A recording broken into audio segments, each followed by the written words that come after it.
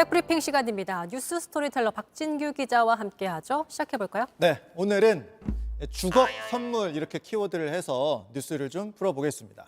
뭐 홍보한 올부도 아니고 네. 갑자기 웬 주걱인가 싶어요.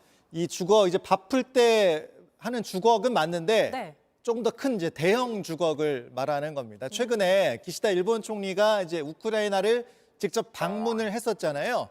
그때 주걱 선물을 했습니다. 그런데 이제 이게 일본에서도 논란이 됐습니다. 그래요? 어떻게 네. 생긴 주걱이길래 이렇게 논란이 되고 있죠? 네, 사진을 좀 보여드릴게요. 보여드리면 이런 주걱입니다.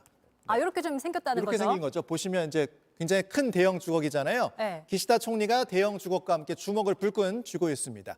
이게 이제 실제 선물한 그 주걱 사진은 아니고 2년 전에 나온 그 사진인데 이런 주걱을 이제 기시다 총리가 젤렌스키 우크라이나 대통령에게 이제 선물로 줬다는 겁니다. 실제 선물한 주걱의 크기가 한 50cm 정도라고 하니까 아까 이제 사진의 주걱보다는 조금 작았을 걸로 보입니다. 어쨌든 이런 주걱을 줬다는 건데 네. 주걱에 이제 크게 한자로 필승이라고 쓰여 있어요. 네, 그렇습니다. 필승 이렇게 이제 적혀 있는데요. 뭐 군대에서 제가 경례하던 생각도 납니다. 네.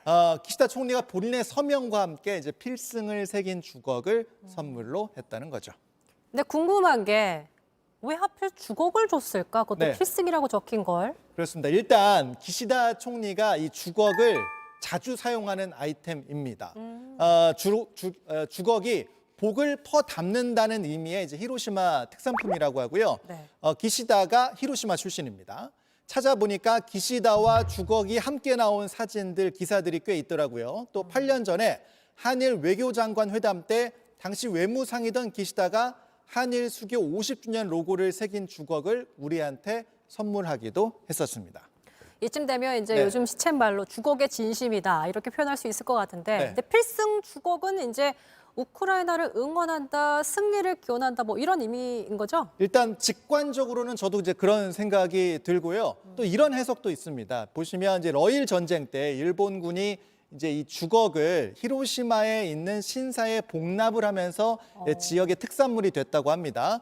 그러니까 역시 러시아와 이제 전쟁 중인 우크라이나의 상황을 이제 빗대서 이 필승 주걱을 선물로 한 것이 아니냐 이제 이런 분석이 나오는 건데요. 네. 하지만 이제 문제는 전쟁이라는 게 주걱을 건네면서 응원할 수 있을 만큼 이제 단순한 게 아니라는 게 제 생각입니다. 많은 분들의 분석이기도 하고요. 실제 이제 수없이 많은 사람이 죽는 전쟁은 이제 게임이 아니니까요. 일본에서도 그런 비판이 나왔습니다. 오. 일본 야당에서 비판들이 나왔는데요.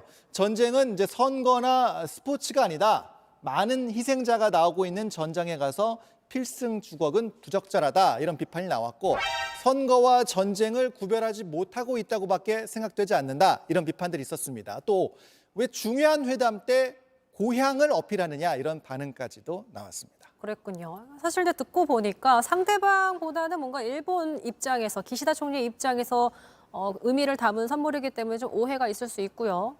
알겠습니다. 다음 키워드 볼까요? 네, 사라진 시계로 키워드를 잡았는데요. 주인공은 이제 마크롱 프랑스 대통령입니다. 글쎄요. 요새 이제 프랑스 연일 주요 국제 뉴스를 장악하고 있습니다. 정부의 연금 개혁에 대해서 시위가 점점 더 격해지고 있는 그런 상황이죠. 그렇습니다. 프랑스 정부는 정년 연장을 골자로 하는 연금 개혁안을 강하게 좀 밀어붙이고 있는 상황이죠. 100만 명이 넘는 시위대가 거리로 쏟아져 나오면서 유혈 사태까지 벌어지고 있습니다. 시청과 경찰서에서 불이 붙기도 했고요.